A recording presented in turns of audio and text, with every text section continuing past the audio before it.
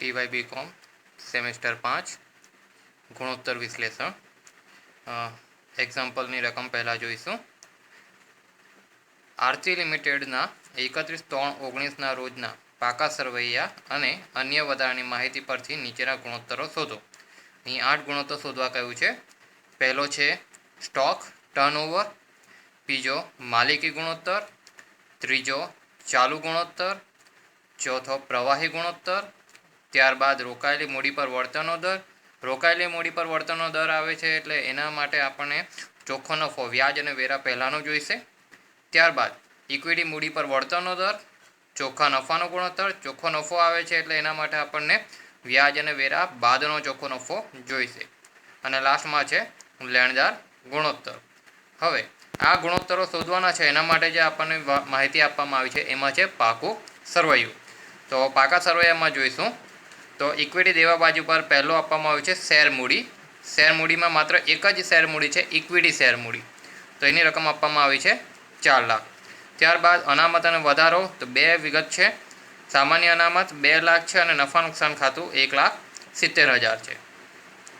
त्यारबाद बिन चालू देवानी अंदर लांबा गाळाना ओछीना नाणां छे, एक ज छे एटले लांबा गाळाना देवामां एक मात्र आवशे 8% डिबेन्चर्स 2,50,000।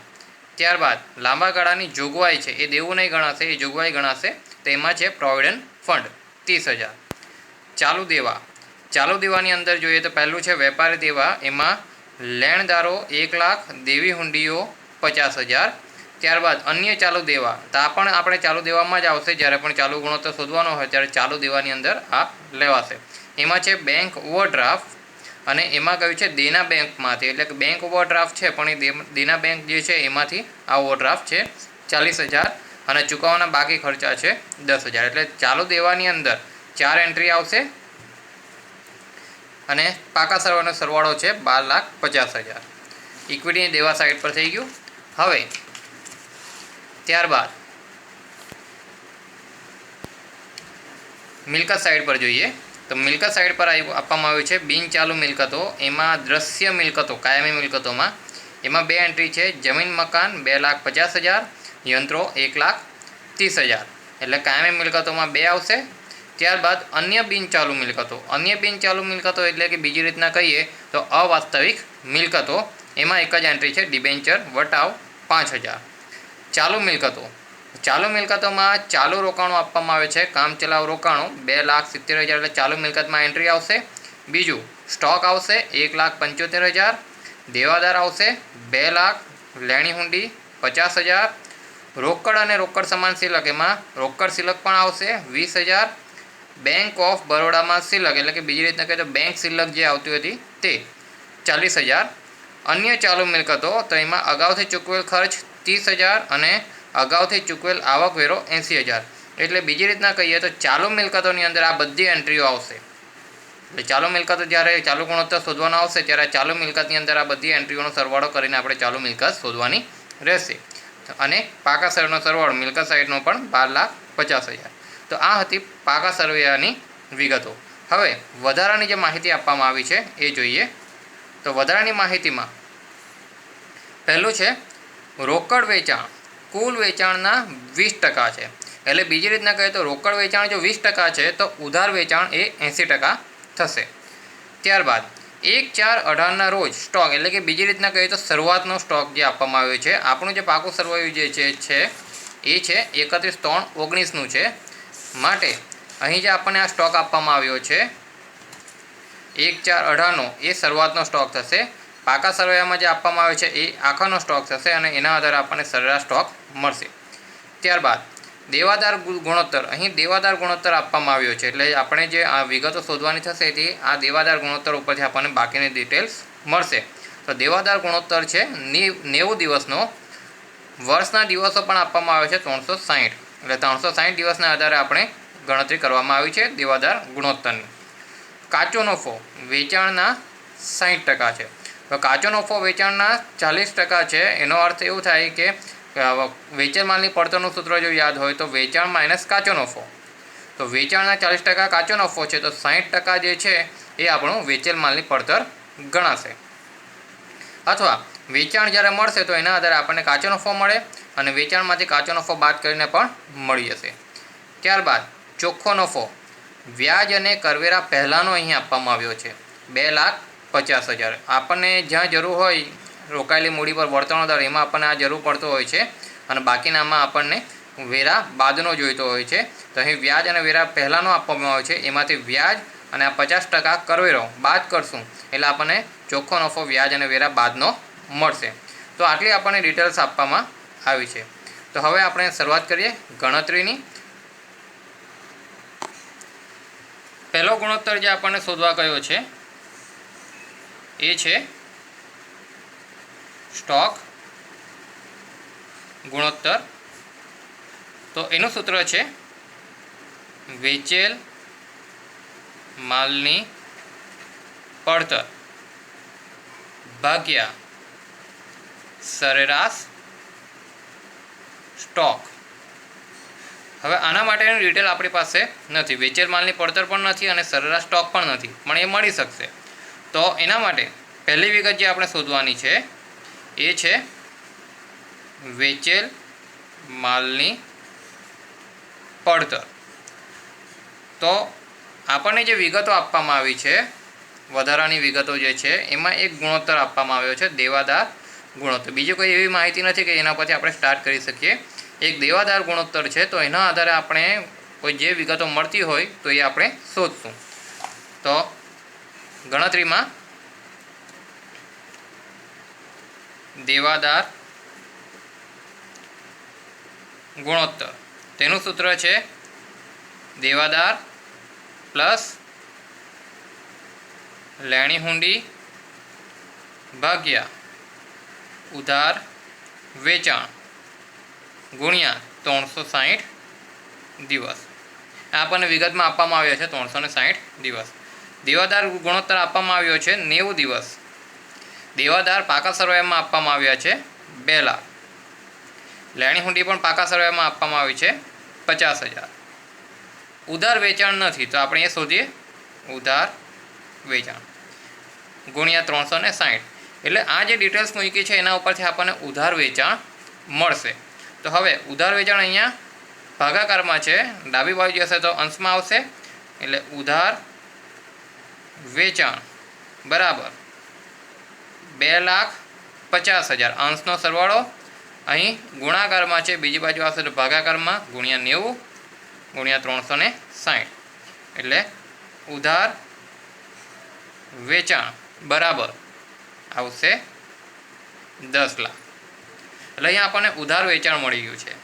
હવે આના આધારે ઉધાર વેચાણ મળ્યું છે તો એ જે વિગત છે એ આપણી પાસે બીજી એક વધારાની માહિતી આપવામાં આવી છે, એમાં ઉપયોગ થશે કે રોકડ વેચાણ કુલ વેચાણના 20% છે।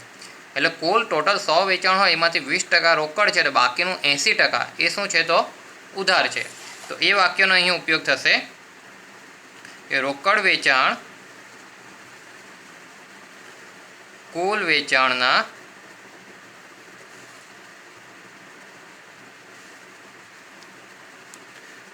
20% છે,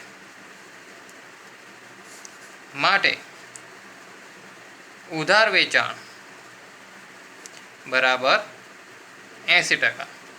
એટલે કે કુલ વેચાણના 80% થશે, કેમ કે રોકડ પ્લસ ઉધાર વેચાણ બરાબર કુલ વેચાણ થાય।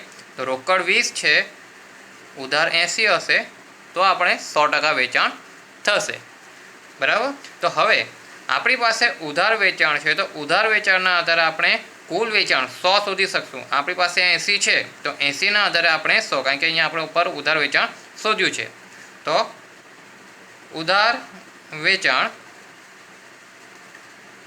80% છે, તો કુલ વેચાણ જે છે એ 100% થશે। આપણને કુલ વેચાણ જોઈએ છે તો કુલ વેચાણના આધારે મળશે। તો હવે રકમમાં આપણી પાસે ઉધાર વેચાણ છે 10 લાખ, તો કુલ વેચાણ કેટલું?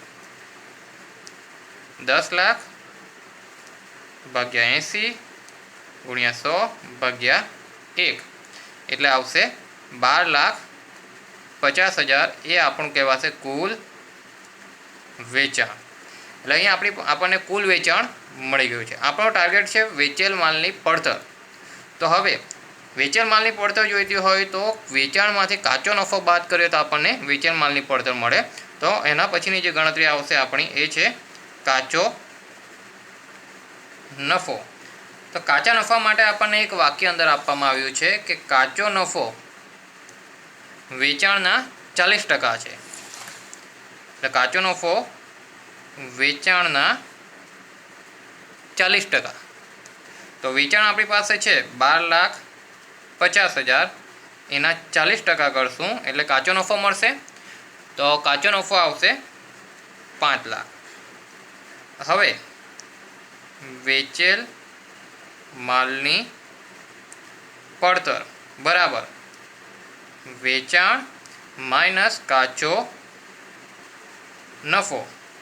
વેચાણ આપણે અહીં શોધ્યું છે 12,50,000 માઇનસ કાચો નફો 5 લાખ એટલે વેચેલ માલની પડતર આવશે 7,50,000. એટલે આપણા ગુણોત્તર માટેની એક ડિટેલ જે વેચેલ માલની પડતર હતી તે આપણને અહીં મળી છે. બીજી ડિટેલ્સ જે છે એ છે સરેરાશ સ્ટોક. તો એના માટે શરૂનો સ્ટોક પ્લસ આખર સ્ટોક ભાગ્યા 2. તો સરેરાશ સ્ટોક આપણને જોઈએ છે તો શરૂઆતનો સ્ટોક. તો શરૂઆતનો સ્ટોક એ આપણને વધારાની માહિતીમાં આપવામાં આવ્યો છે કે 1/4/18ના રોજ સ્ટોક 1,25,000 છે. એટલે શરૂઆતનો થશે 1,25,000. આખરનો જે છે એ આપણને પાકા સરવાળામાં આપવામાં આવ્યો હોય તો એ છે 1,75,000 ભાગ્યા 2 એટલે આવશે 1,50,000. એટલે અહીંયા આપણને વેચાણ માલની પડતર પણ મળી ગઈ 7,50,000 અને સરેરાશ સ્ટોક 1,50,000 એ પણ મળી ગયું છે. તો હવે આપણે આપણું જે સૂત્ર હતું એની અંદર આ બંને વિગત લખશું. વેચેલ માલની પડતર 7,50,000 ભાગ્યા સરેરાશ સ્ટોક 1,50,000 એટલે આવશે 5 અને સ્ટોક ગુણોત્તર છે એટલે વખત આવશે. એટલે આ રીતના આપણો પહેલો જે ગુણોત્તર છે સ્ટોક ગુણોત્તર એ આપણને મળશે. હવે એના પછીનો ગુણોત્તર જોઈશું. સેકન્ડ ગુણોત્તર છે માલિકી ગુણોત્તર. તો એનું સૂત્ર છે માલિકી ભંડોળ ભાગ્યા કુલ ભંડોળ ગુણ્યા 100. હવે અહીં આપણી પાસે માલિકી ભંડોળ પણ નથી અને કુલ ભંડોળ પણ નથી. તો પહેલાં આપણે આ બંને વિગતો શોધશું. માલિકી ભંડોળ અને માલિકી ભંડોળ જે આપણે શોધીએ છીએ એની અંદર લાંબા ગાળાના દેવા પ્લસ કરીએ તો આપણને રોકાયેલી મૂડી પણ મળતી હોય છે અને આપણને એક ગુણોત્તર રોકાયેલી મૂડી પર વળતરનો દર પણ શોધવાનો છે. એટલે એમાં પણ જરૂર પડે. એટલે માલિકી ભંડોળની સાથે જ આપણે રોકાયેલી મૂડી પણ શોધી લેશું. એટલે એક જ ગણતરીની અંદર બંને વિગત મળી જશે. તો એના માટે પહેલું આવશે શેર મૂડી. શેર મૂડીની અંદર ઇક્વિટી શેર મૂડી. હવે ઇક્વિટી શેર મૂડી આપણી પાસે માત્ર એક જ શેર મૂડી છે એટલે એ છે 4 લાખ. હવે શેર મૂડીની અંદર અનામત વધારો પ્લસ કરવાનો છે, ઉમેરવાનો છે. તો અનામત વધારામાં 2 એન્ટ્રી છે. એક છે સામાન્ય અનામત, એ આપવામાં આવે છે 2 લાખ. બીજું છે નફા નુકસાન ખાતું. તો નફા નુકસાન ખાતું આપવામાં આવ્યું છે 1,70,000 એટલે ટોટલ થશે 3,70,000. શેર મૂડીની અંદર અનામત વધારો પ્લસ કરશું એટલે આવશે 7,70,000. હવે શેર મૂડી ત્યારબાદ પ્લસ અનામત વધારો માઇનસ આપણે અવાસ્તવિક મિલકતો કરવાનું હોય છે. તો અવાસ્તવિક મિલકતોની અંદર આપણને પાકા સરવાળામાં એક અવાસ્તવિક મિલકતો આપવામાં આવી છે ડિબેન્ચર વટાવ, ડિબેન્ચર વટાવ. તો ડિબેન્ચર વટાવ જે છે એ છે 5000, એટલે આવશે 7,65,000. આ જે 7,65,000 આવ્યા છે, 65,000 આવ્યા છે, એને કહેવાશે માલિકી ભંડોળ, અથવા બીજી રીતના કહીએ તો શેર હોલ્ડરોના ભંડોળો.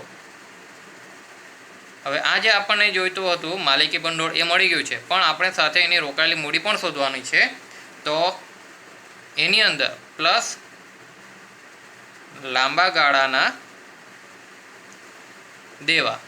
તો લાંબા ગાળાના દેવાની અંદર આપણા જે પાકા સરવૈયા છે એમાં માત્ર એક જ લાંબા ગાળાનું દેવું છે, એ છે 8% ડિબેન્ચર્સ. તો એ આપણે પ્લસ કરશું. 8% ડિબેન્ચર્સ આપવામાં આવે છે 2,50,000, એટલે સરવાળો આવશે 10,15,000, અને એને કહેવાશે રોકાયેલી મૂડી. તો અહીં આપણને રોકાયેલી મૂડી પણ મળી ગઈ છે. હવે આપણું જે સૂત્ર છે એની અંદર કુલ ભંડોળ પણ પૂછ્યું છે, તો એની પણ ગણતરી કરવી પડશે.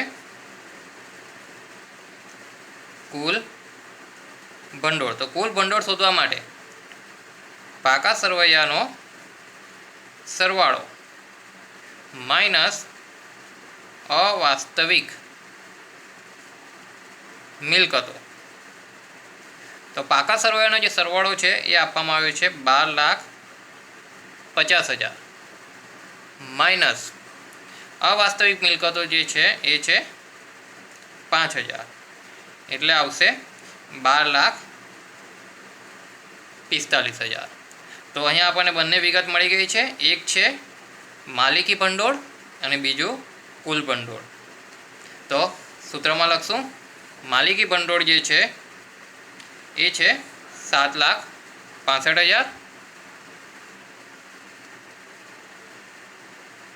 ભાગ્યા કુલ ભંડોળ જે છે એ છે 12,45,000 ગુણ્યા 100, એટલે આવશે 61.45%. એટલે અહીંયા આપણને માલિકી ગુણોત્તર મળી ગયો છે સેકન્ડ. હવે ત્રીજો ગુણોત્તર જોઈએ. ત્રીજો ગુણોત્તર ચાલુ ગુણોત્તર. તેનું સૂત્ર છે ચાલુ મિલકતો ભાગ્યા ચાલુ દેવા. અહીં બંને વિગતો શોધવાની છે આપણે. તો એના માટે પહેલાં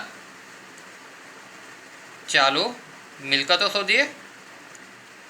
તો ચાલુ મિલકતોની અંદર આપણે જોઈએ તો પાકા સરવૈયાની અંદર આપણે હમણાં જ ચર્ચા કરી ગયા હતા તે પ્રમાણે આજે આખી વિગતો આપવામાં આવી છે. સેકન્ડ વિભાગ જે છે ચાલુ મિલકતો, એની અંદર આ બધી એન્ટ્રીઓ જે છે એ ચાલુ મિલકતના હેડિંગમાં જ છે, એટલે આ બધી એન્ટ્રીઓ અહીંયા આપણે ચાલુ મિલકતો તરીકે લેવી પડશે. એટલે ચાલુ મિલકતોમાં આવશે પહેલાં કામ ચલાઉ રોકાણો. તો એ છે 2,70,000. ત્યારબાદ સ્ટોક. તો સ્ટોક છે 1,75,000. ત્યારબાદ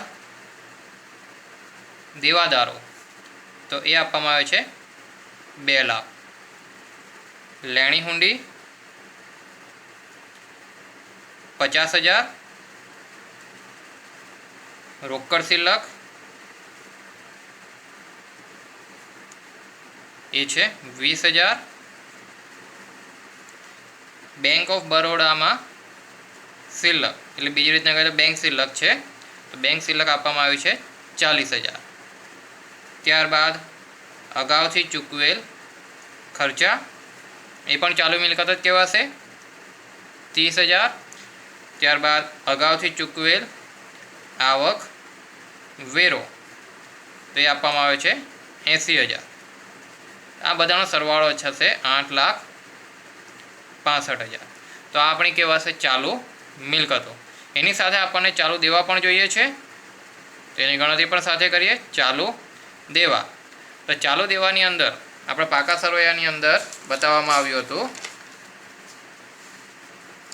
તો ચાલુ દેવાની અંદર જોઈએ તો ચાલુ દેવામાં લેણદારો છે, દેવી હુંડી, આ હેડિંગ છે જેનું ચાલુ દેવાનું, એમાં લેણદારો, દેવી હુંડી, બેંક ઓવરડ્રાફ્ટ અને ચૂકવવાના બાકી ખર્ચ, આ 4 એન્ટ્રીઓ આવશે।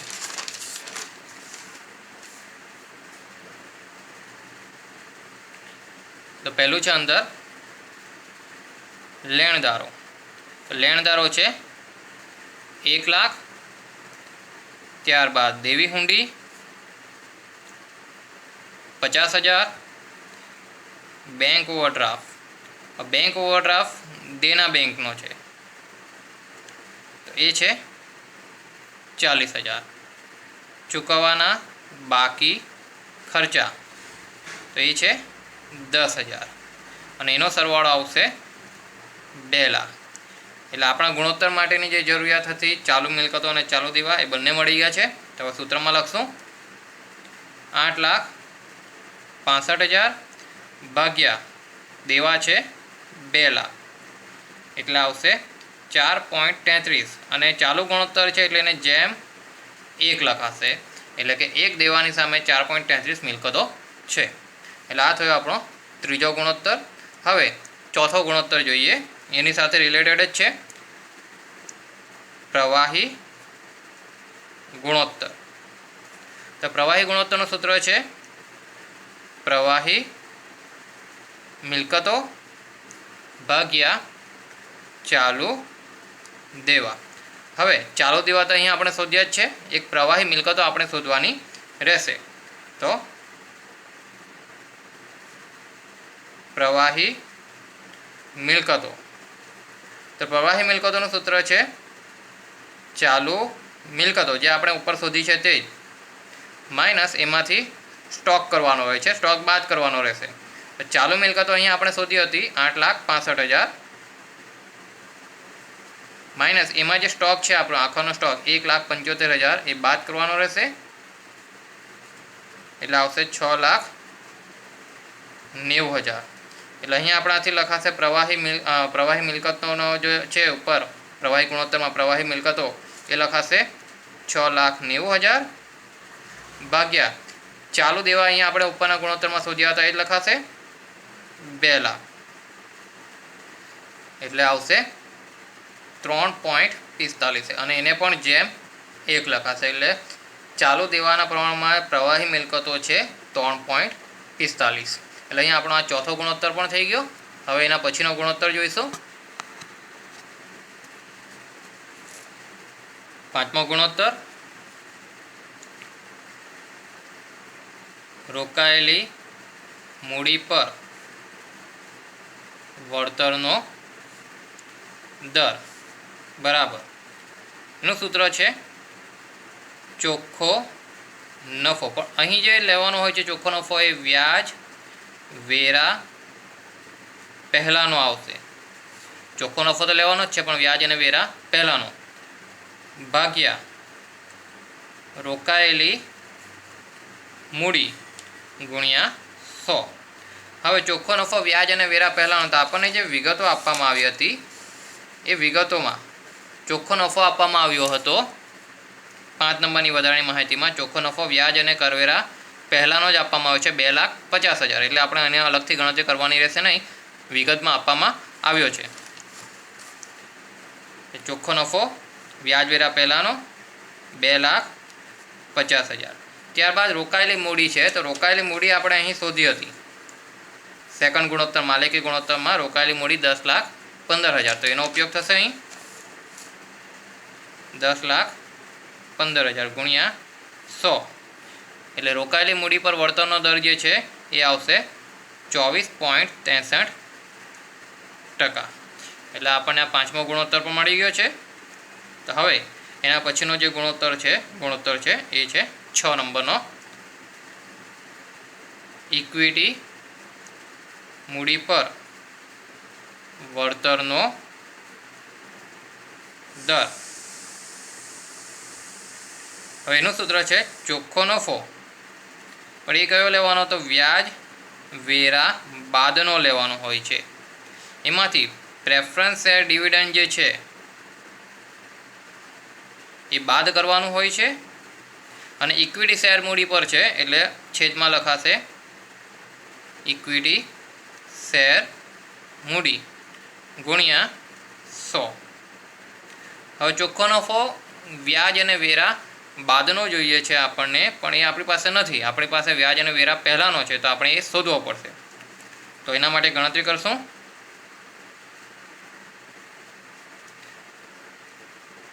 ચોખ્ખો નફો આપણને જે આપવામાં આવ્યો છે એ છે વ્યાજ વેરા પહેલાંનો છે. તો એ જે નફો આપવામાં આવ્યો છે એ છે 2,50,000. હવે વ્યાજ વેરા પહેલાંનો છે તો એમાંથી પહેલાં આપણે વ્યાજ બાદ કરવાનું રહેશે. તો વ્યાજમાં માત્ર એક જ એન્ટ્રી છે 8%ના ડિબેન્ચર, બીજા કોઈ છે નહીં, લોન કે એવું કંઈ છે નહીં. એટલે માત્ર ડિબેન્ચર છે એના પર વ્યાજ ચૂકવવાનું થતું હોય છે. એટલે વ્યાજ માત્ર એક જ બાદ થશે અને એ છે 2,50,000ના 8%. એટલે વ્યાજ આવશે 20,000. એ બાદ કરશું એટલે 2,30,000 આવશે. તો એને આપણે કહેવાશે વ્યાજ બાદ ચોખ્ખો નફો અથવા કરવેરા પહેલાંનો ચોખ્ખો નફો. એટલે હજુ આમાંથી કરવેરો બાદ થયો નથી, તો એમાંથી હવે માઇનસ કરવેરો કરવો પડશે. તો કરવેરા જે છે એ છે 50%. તો આ જે 2,30,000 આવ્યા છે એના 50% કરવાના રહેશે. એટલે 2,30,000 એના 50% એટલે આવશે 1,15,000. અને બાદ કરતાં પણ એટલા જ આવશે 1,15,000.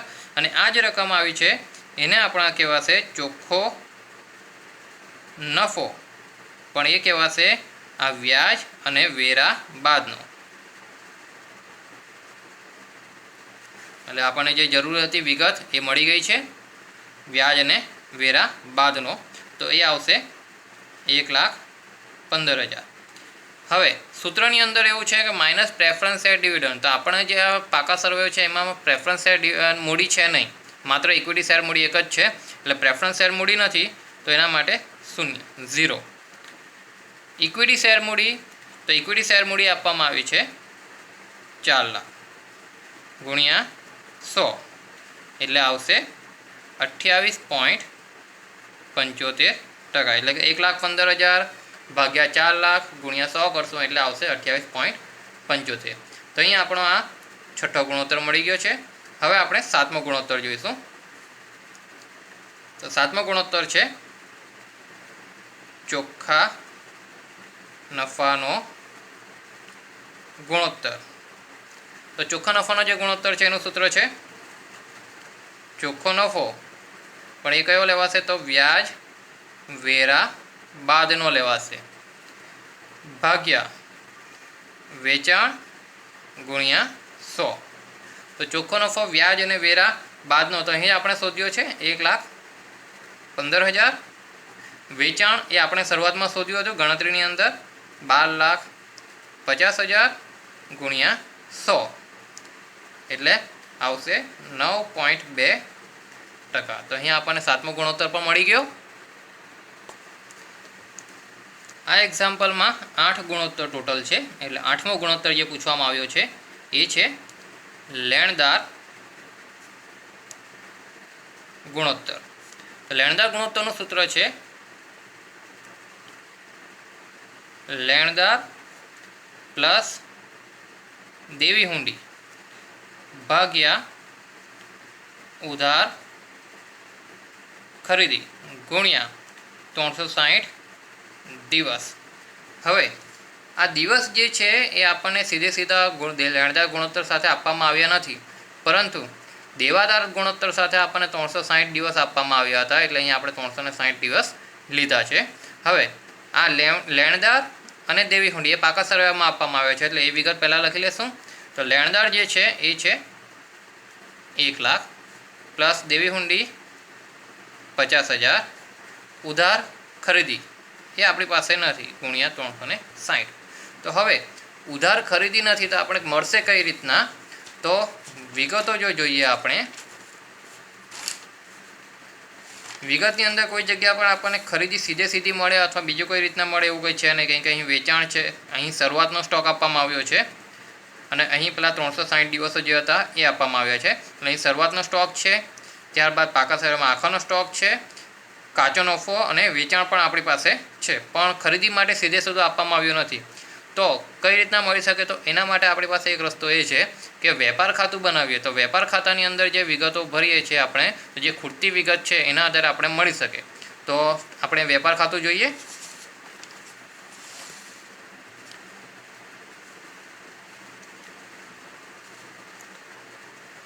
વેપાર ખાતું. તો વેપાર ખાતામાં ઉધાર બાજુ પણ આપણને યાદ હશે તો શરૂનો સ્ટોક આવે છે.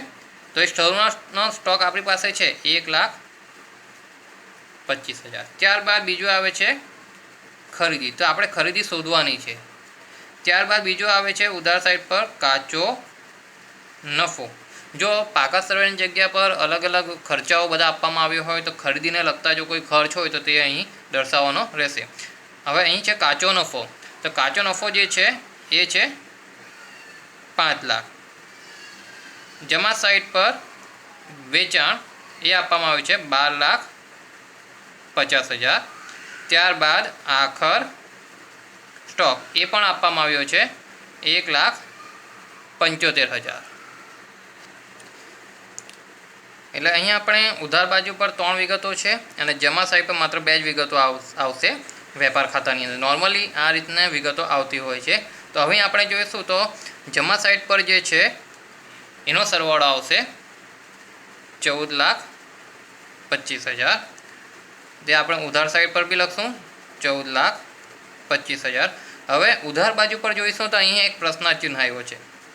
ખરીદી શરૂઆતનો સ્ટોક છે, કાચો નફો છે, માત્ર એક જ પ્રશ્નાર્થ ચિહ્ન છે. એટલે જે ડિફરન્સ આવવાનો છે 14,25,000માંથી બંને રકમ બાદ કરશું, જે ડિફરન્સ આવશે એ આપણી ખરીદી કહેવાશે. તો અહીં ખરીદી આવશે 8 લાખ. તો હવે આપણને જે વિગત ખૂટતી હતી ઉધાર ખરીદી, હવે આપણે જે ગુણોત્તરનું જે વિગતો આપવામાં આવી હતી તેમાં કહ્યું હતું જો આપણને ઉધાર ખરીદી કે ઉધાર વેચાણ સીધું અથવા બીજું કોઈ પણ રીતના મળી શકતું નહીં હોય તો આ જે લેણદાર ગુણોત્તર કે દેવાદાર ગુણોત્તર છે એ કુલ ખરીદી ઉપર અથવા કુલ વેચાણ ઉપર શોધી શકાય છે. તો આપણને જે વિગતો આપવામાં આવી છે આ એક્ઝામ્પલની અંદર એમાં કોઈ પણ જગ્યા પર ઉધાર કે રોકડ ખરીદીનો ઉલ્લેખ નથી અથવા કોઈ બીજી કોઈ રીતના પણ મળી શકે એવું નથી. તો અહીં આપણે જે છે એ ઉધાર ખરીદીની જગ્યા પર આપણે અહીં કુલ ખરીદીના આધારે આ ગુણોત્તર શોધશું. તો અહીં આપણી પાસે કુલ ખરીદી મળી છે 8 લાખ એટલે ભાગ્યા 8 લાખ. એટલે હવે એનું આવશે આપણે ઉપર અંશમાં 1,50,000 ભાગ્યા 8 લાખ ગુણ્યા 360. એટલે લેણદાર ગુણોત્તર આવશે 67.5 દિવસ. તો આ રીતના આપણને 8મો ગુણોત્તર લેણદાર ગુણોત્તર પણ મળી જશે. તો અહીં આપણા જે 8 ગુણોત્તર પૂછવામાં આવ્યા હતા એની ગણતરી થઈ ગઈ છે. હવે બીજો એક્ઝામ્પલ જે છે આપણે બીજા વિડીયોમાં જોઈશું.